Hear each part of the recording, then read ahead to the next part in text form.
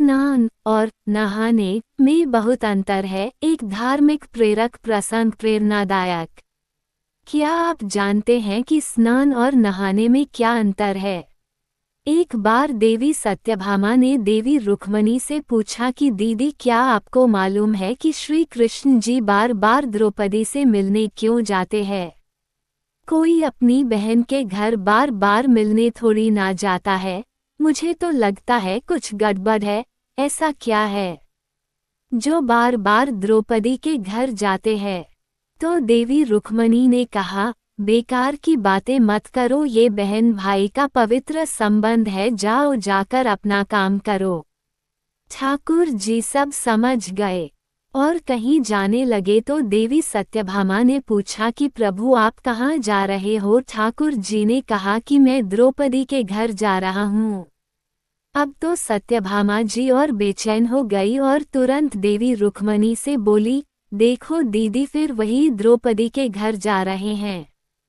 कृष्ण जी ने कहा कि क्या तुम भी हमारे साथ चलोगी? तो सत्यभामा जी फौरन तैयार हो गई और देवी रुक्मणी से बोली कि दीदी आप भी मेरे साथ चलो और द्रौपदी को ऐसा मजा चखा के आएंगे कि वो जीवन भर याद रखेगी।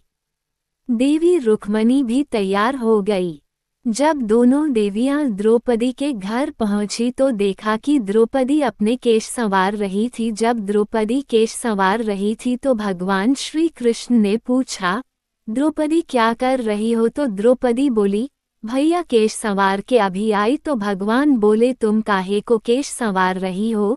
तुम्हारी तो दो भाभी आई है, ये तुम्हारे केश संवारेगी। फिर कृष्ण जी ने देवी सत्यभामा से कहा कि तुम जाओ और द्रौपदी के सिर में तेल लगाओ और देवी रुक्मिणी तुम जाकर द्रौपदी की चोटी करो। सत्याभाम जी ने रुक्मणी जी से कहा, बड़ा अच्छा मौका मिला है, ऐसा तेल लगाऊंगी कि इसकी खोपड़ी के एक एक बाल तोड़ के रख दूंगी।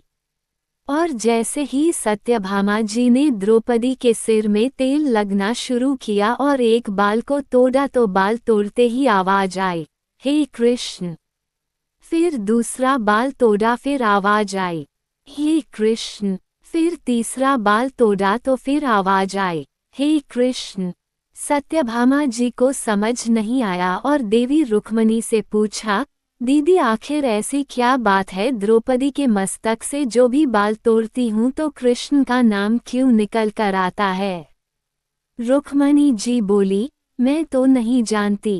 पीछे से भगवान बोले, देवी सत्यभामा तुम देवी रुक्मणी से पूछ रही थी कि मैं दौड़ दौड़ कर इस द्रौपदी के घर क्यों जाता हूँ?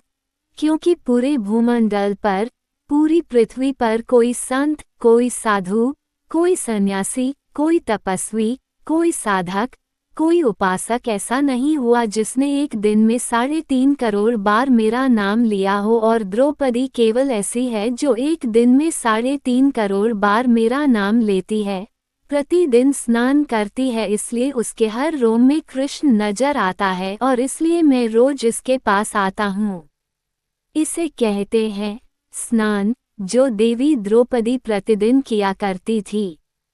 हम जो हर रोज साबुन, शैम्पू और तेल लगाकर अपने तन को स्वच्छ कर लिया, इसको केवल नहाना कहा गया है।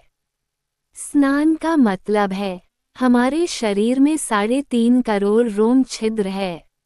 जब नारायण से पूछा गया, ये 3.5 करोड़ रोम छिद्र कर्मों दिए गए हैं, तो नारायण ने कहा, जब मनुष्य 3.5 करोड़ बार भगवान का नाम ले लेता है तब जीवन में एक बार उसका स्नान हो पाता है।